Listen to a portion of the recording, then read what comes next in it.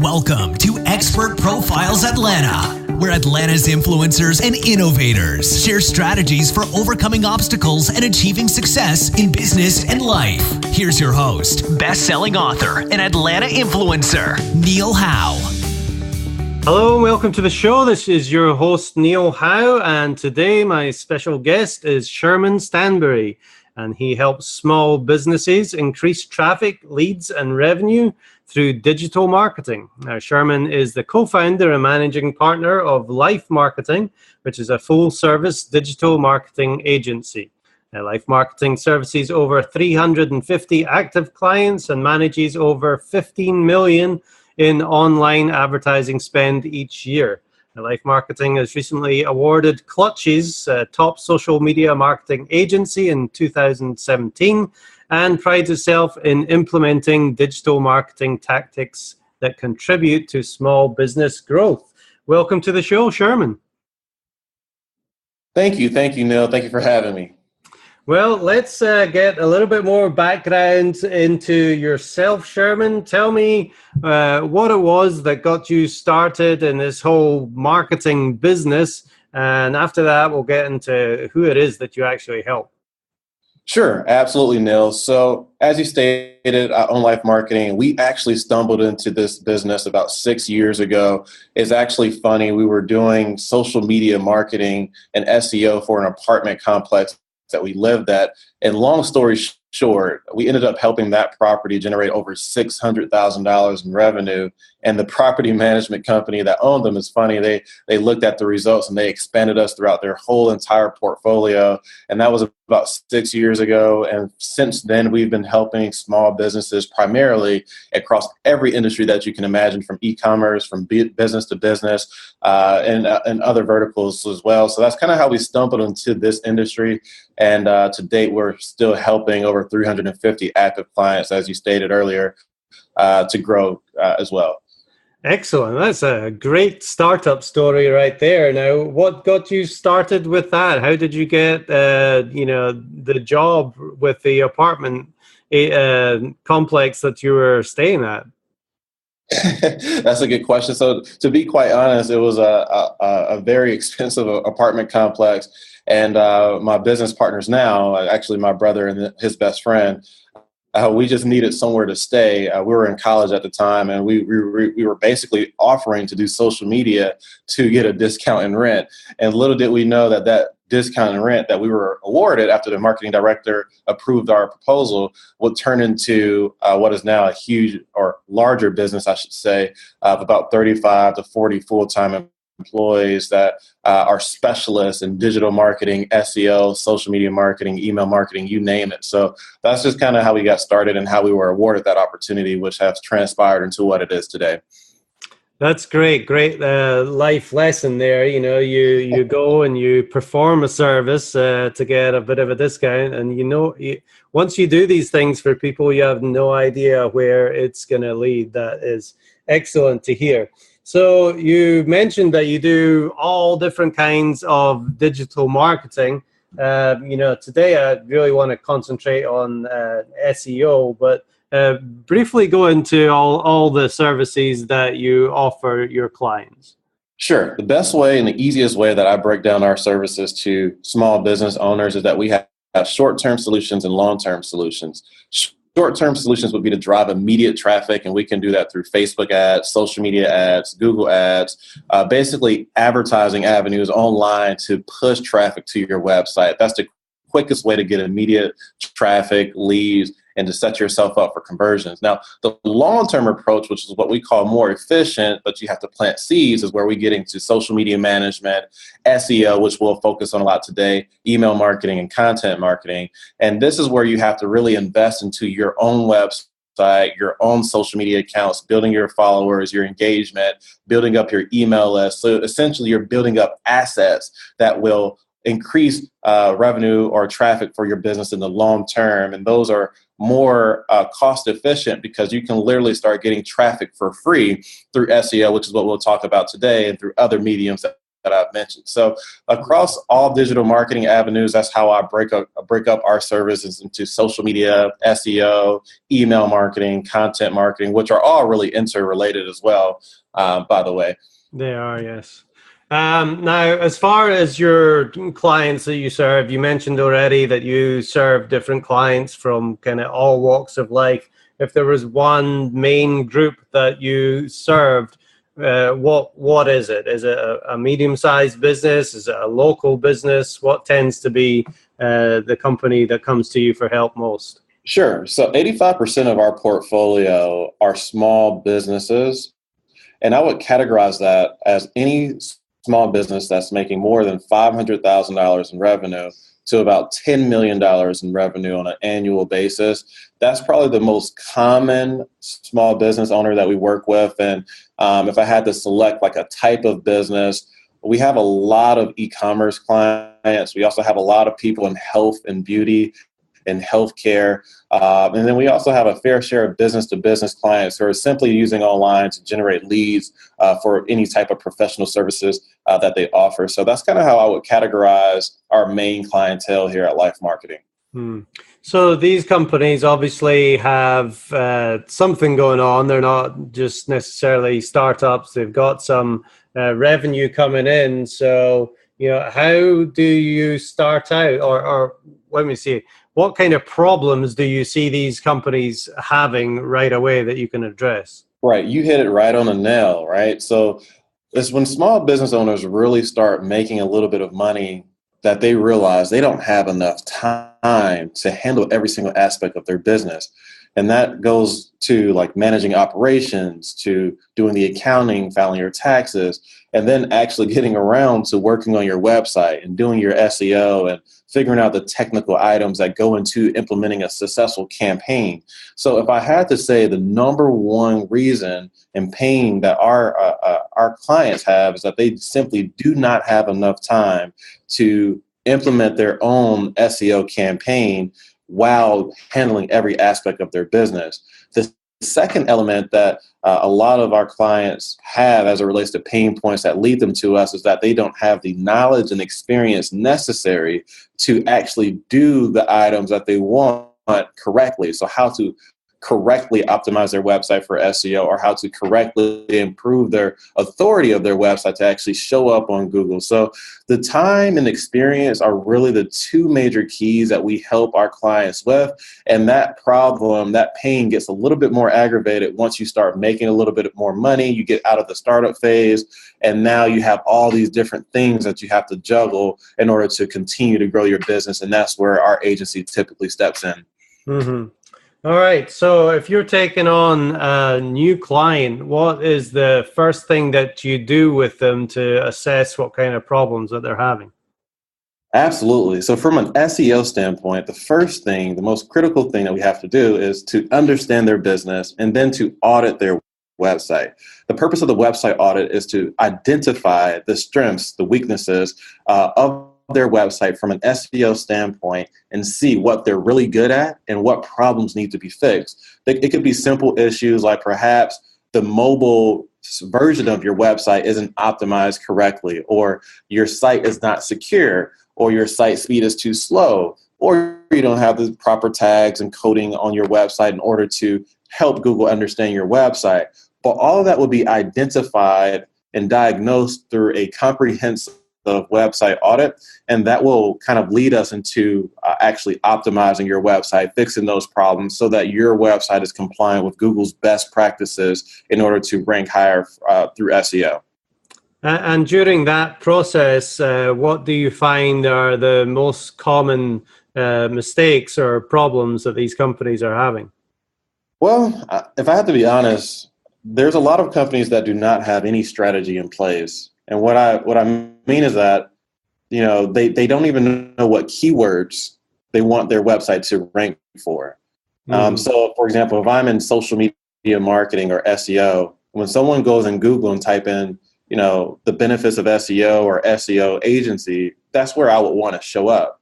A lot of our clients don't even have that part figured out, let alone, the actual SEO optimization. Assuming that they do know the keywords that they want, The next thing would be is just the proper infrastructure or architecture of their website for those keywords. So if I want to rank for SEO agency, or let's say I'm a restaurant and I want to rank for restaurant in Atlanta, well, I need to have those words all throughout my website. It needs to be throughout my pages. It needs to be in the meta description that shows up in Google. It needs to be in the coding, the tags, HTML tags. There's certain areas that you have to put it. And for a general small business owner who typically isn't the expert in like website optimization, that will be extremely difficult for them. And that's another big issue that a common denominator, I should say, in terms of what problems our clients have when it comes to SEO. And do you see a lot of these kind of companies that, have some nice looking websites? They've put a lot into the design of the website, but they haven't really thought about the SEO component. Yeah, I mean, I've seen both sides, but I definitely think when people are designing their website, they often forget how important it is for SEO to be a major factor of your website.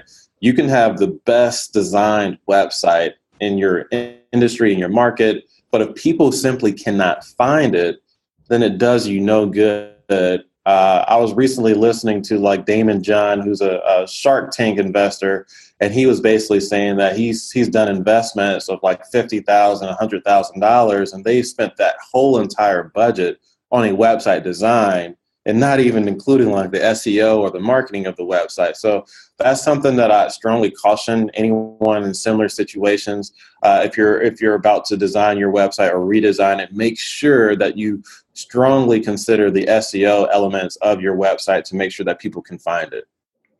Well, that's the first problem, isn't it? Is being found and getting traffic to your website, or what I like to say is obscurity is probably most businesses' main issue, is just having people find out about them. So you've got the paid options of Facebook traffic and Google. Do you suggest that to just get traffic going to the site right away for any business?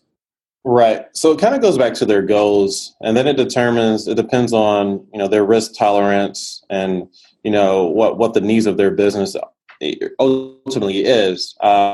So if they want to rely on a model that's going to drive immediate traffic to their website, but at an expense, a significant expense, meaning that you would always have to pay for that traffic to get to drive revenue or leads for your business, then I would say do the Facebook ads, do the Google ads.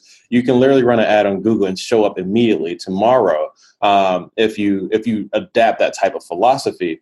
But you must realize that you will always be paying to acquire your business. And if Google ads get competitive, or if cost starts to go up, and if you rely solely on that model, then you could be at significant risk if your ads stop performing well. Whereas on the SEO end, it takes literally 6 to 12 months to see results through SEO. But once you accomplish that, then you're a little bit more sustainable, because it's incredibly difficult to lose your organic positions once you earn that number one position. So it's a little bit more sustainable and cost effective, because at that point you'd be getting traffic for free. But if you can afford to do both, I would recommend that you implement a short-term strategy to drive traffic to your website, and then implement SEO at the same time. That way, once you're ranking on Google, you can kind of go easier or lay off a little bit on the advertising side. That way you can kind of accomplish both of your objectives of getting leads today and also setting you up for a profitable long-term future. Now, let's address that 6 to 12 months, because I think that's one of the misconceptions about SEO that's out there, is that, if I hire a company to do SEO for me, if I don't see results right away, then they're not doing what they're supposed to be doing. That is correct. A lot of times people think that with marketing, if you spend $500 in 1 month, the next month you should have $1,000, meaning you've made your return on investment. We get people call our office all day long saying, if I pay you guys this, then I want this back in return. Oftentimes, if that was the case, we'd all quit our full-time jobs and be starting businesses. But the truth reality is that it just takes time to actually be successful at SEO or anything in marketing, to be honest, especially when you're adapting a long-term strategy like SEO. So it literally takes 6 to 12 months. And even on our website, we have like case studies of how people started with like literally zero traffic to their website. And after 12 months, after 6 months, they've generated, over $100,000 in revenue. They have over 30,000, monthly hits to their website. But it just would not happen if they did not plant those seeds and give it the proper time for their SEO to flourish into something that will be extremely beneficial to their business. So that's definitely something important to understand, that SEO is planting those seeds, and it does take time to get that harvest, but it will come. So that's the traffic side. Once people actually get to the website, which is the first problem, is finding your website, then you've got the conversion side. What do you do for your clients to help that conversion? I've noticed on your site, Sherman, that you've got images trusted by Hilton and Crunch and Domino's Pizza and GSU. Is that something that you talk about a lot with your clients? Yeah. So, I mean, we certainly want our clients to get conversions. But to be honest with you, a lot of our clients, once their websites are designed and once they are actually set up and, they have their shopping carts, they have their forms on their website, the number one issue that most small businesses have is that they're just not getting enough traffic. They're not getting enough eyeballs to look at their product to even get conversions to their website. So the average conversion rate on any website today is normally in between 1% and 5%, which means that, assuming the worst case scenario, that if you get 100 clicks to your website and you have a 1% conversion rate, only one person will buy or contact you based off of, that 100 visitors that you drove to your website. So what I'm saying is that you really have to focus, and we try to get our clients to focus on driving enough traffic to their website to even give themselves the opportunity to convert. But when it actually comes to setting up their websites for conversions, then yes, you do have to have call to actions. You do have to have an effective design. It needs to load quicker. It needs to be available on mobile devices. But, again, we focus primarily on driving that traffic so that they have the opportunity to gain the conversions they need in order to support their business. Mm-hmm. And then, some of your other services might come into play here as well. You talked about the traffic coming to your website, but only, one or two might take an action to do something. How important then is it to capture those people so you can continually communicate with them going forward? It's incredibly important. And there's a lot of things that you can do in order to stay in front of them. What we advise our clients to do is to, one, set up something called retargeting pixels on their website. This allows them to basically track the website visitors that go to their website, and they can actually run ads to target them continuously through Facebook, through Instagram, through something called Google Display Ads, which will run like banner retargeting ads throughout millions of websites to stay in front of and to re-engage that audience that is on their website.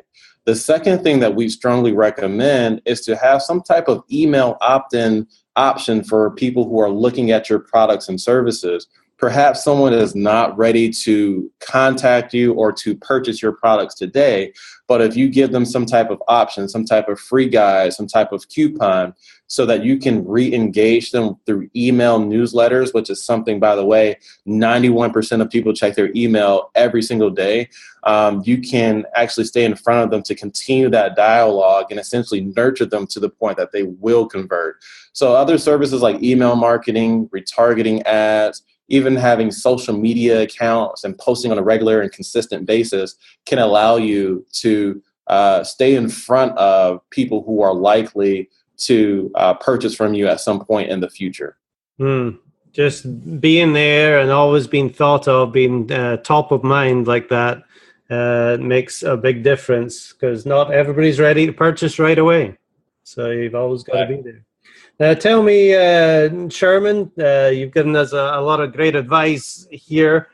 Give me some examples of how this has worked for some of your clients that you have had. Are there any stories that just pop to mind about the success that people have had working with you? Right. Well, we actually help a pretty cool company. It's completely different. They actually sell motorbikes or snow motorcycles. And we were able to help them rank #1 on Google within about 5 to 6 months. And if you type in like snow bike or snow motorbike, they show up #1. And they actually, within 5 to 6 months, they're getting now 28,000 completely organic clicks to their website each month, which has generated about $96,000 in revenue. And we're talking simply 5 to 6 months of SEO work, which allowed them to do that from our agency. The second best example that I could honestly give anybody is simply ourselves. If you go to SEMrush, if you go to some of these SEO websites that allow you to analyze websites, our website at Lyfe Marketing, we're getting about 100,000 monthly hits a month to our website, and about 75,000 of those hits are coming purely organic from Google. So we've started our own SEO really strong about 2 years ago, and we were getting about 1,000 hits a month or less to our website. But literally, if you search social media marketing company, or if you search a question like benefits of SEO, benefits of Facebook ads, benefits of PPC ads, we either have a blog ranking for it or a service page ranking for it. So we've done a pretty good job at marketing ourselves, and we kind of tell our clients the same thing. Like, we do all of our own SEO in-house, and if they were to work with us, they'd be working with the same experience that helped us to gain significant SEO rankings, as well as our clients as well. So those would probably be the two biggest case studies that I can think of off the top of my head. But of course, we have many more on our website as well, if anyone wants to check that out. And that's always a good thing to look at is, when you're looking at a company, is to see what they've been able to do for themselves. What other questions should somebody be asking if they are looking for a digital marketing company to do their SEO for them, or any one of those services that you offer? What are some of the questions they should be asking, Sherman? Well, I just want to make sure I understand what questions they should ask someone who's going to do their SEO. Yes, if they're searching for a company, as far as there's hundreds of them out there. What should they be looking for to determine which one to choose? Right, that's a great question. My #1 question would be, number one, how are you using SEO for yourself, right?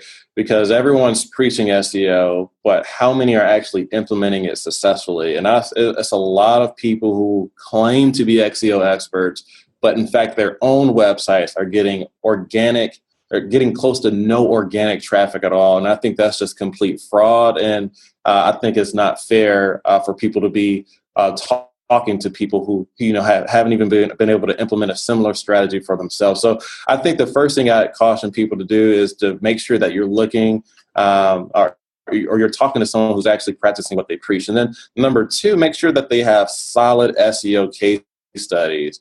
Time and time again, there's SEO people who are selling people on strategies that just simply don't work. But you want to make sure that you're working with or talking to someone who has a very strong background, as well as the case studies they have are current and recent. You don't want to work with someone who has an SEO case study that worked in 2008 or 2010. You want to make sure that those SEO case studies are current. So I think the biggest thing is to make sure that they are practicing what they preach and that they have legitimate experience. And, then if I had to give a third piece of advice, it would just simply be to look at their reviews, make sure that they have real Facebook reviews or Google reviews, because there's a lot of agencies who take their reviews down because they have a lot of clients who are not simply happy with their service as well. So those are probably the three biggest pieces of advice that I would give someone. Excellent. Now, like you stated, there's a lot of people within the SEO or marketing industry that, aren't necessarily qualified because they haven't really done it for themselves. So making sure you work with somebody that is qualified is going to get you the results. And ultimately, you get what you pay for in the end. Right. Sherman, if there's somebody that's trying to do a little bit of SEO for themselves, what is one thing that they need to do, or the first thing that they need to do to see if they can get any kind of results? Something, I'll be honest, something that really helped us early on was really studying the factors that influence SEO. There's a website called SEO Ranking Factors, and they publish a yearly report of factors that contribute to SEO. So I would strongly recommend that they get their hands on the signals that really impact SEO today, because it's constantly changing. And I think if you study those signals and those ranking factors, SEO will start to make a lot more sense to you. Like, yes, backlinks do help your website rank. Having these meta tags and having longer pages, more words on your pages can help you rank on Google. Simply understanding those factors and the list of all of those contributors will significantly help you understand where to focus your SEO efforts. And I think that will probably be my first piece of advice for anyone who is strongly considering SEO. Is doing the work can be somewhat technical, but if you really try to understand the big picture of what you're trying to do, it can really make sense for yourself and for your business as well. So that would be my biggest piece of advice. Excellent. And based on those kind of factors that you've seen over the last few years, where do you see SEO going in the next few years? Well, I guess it's not necessarily where I see. The reports say that the industry is going to be an $80 billion industry by 2020. I mean, the SEO industry is completely exploding right now. And I think that means that, it's going to get more competitive. So it's critical to start now in your SEO strategy if you're a small business owner listening to this. But two, I think that points towards how beneficial SEO is in general, that people are pouring billions of dollars into it, which means that it obviously must work as well. So, I think it will continue to grow. I think that obviously Google will continue to make updates to their algorithm to deliver the most relevant experience to their users, which has kept them in business to date. And I would just advise people to stay on top of those changes as well. Well, Sherman Standberry, thank you very much for all the information that you have given us here today. If people want to reach out to you, Sherman, what is the best way for them to get in contact with you? Yeah. So, my company name is Lyfe Marketing, and that's spelled with a Y, Lyfe. And my email address is simply sherman@lyfemarketing.com. My phone number is 404-596-7925, extension 105 if you want to reach me directly. Other than that, you can go to Lyfe Marketing's website and contact us as well if you are interested in talking to us about anything further. Excellent, Sherman. Well, I'm on your website right now, and there's a lot of great content there. I know you've been featured in a lot of different places as far as your authority, and you definitely gave us some great information to take to heart to make that decision about getting the proper SEO company to do the work for you. So I appreciate your time today, and thank you for being my guest on Expert Profiles Atlanta. Absolutely. Thank you for the opportunity. And to our listening audience, if you like what you hear, hit that like button and share, and we'll see you next time on the show. Thank you for listening to Expert Profiles Atlanta with Neil Howe. To learn more about the resources in the show or to listen to past episodes, visit expertprofilesatlanta.com.